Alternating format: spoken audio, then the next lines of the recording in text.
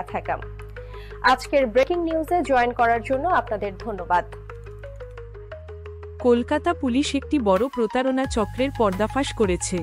এই চক্রের 6 সদস্যকে গ্রেফতার করা হয়েছে, যারা নিজেদের কেন্দ্রীয় সংস্থার অফিসার পরিচয় দিয়ে ব্যবসায়ীদের থেকে টাকা আদায় করত। ঘটনাটি অনেকটা স্পেশাল 26 সিনেমার গল্পের মতো। এই ঘটনাটি প্রকাশ্যে আসে 20 আগস্ট 2025-এ, যখন ডায়মন্ড হারবার পুলিশ স্টেশনে একটি গোপন খবর আসে। পুলিশ দ্রুত তদন্ত শুরু করে এবং জানতে পারে যে একটি gang SICI crime India association নামে একটি ভুয়া সংস্থা চালাচ্ছে।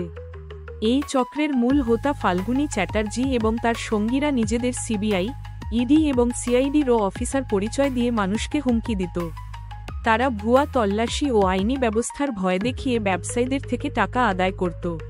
অতিরিক্ত পুলিশ সুপার মিঠুন কুমার দে জানিয়েছেন যে অভিযুক্তরা এ পর্যন্ত অন্তত 10 জনকে ঠকিয়েছে। পুলিশ অভিযান চালিয়ে তাদের কাছ থেকে ভুয়া পরিচয়পত্র, পোশাক, জাল নথি এবং অন্যান্য আপত্তিকর সামগ্রী বাজেয়াপ্ত করেছে।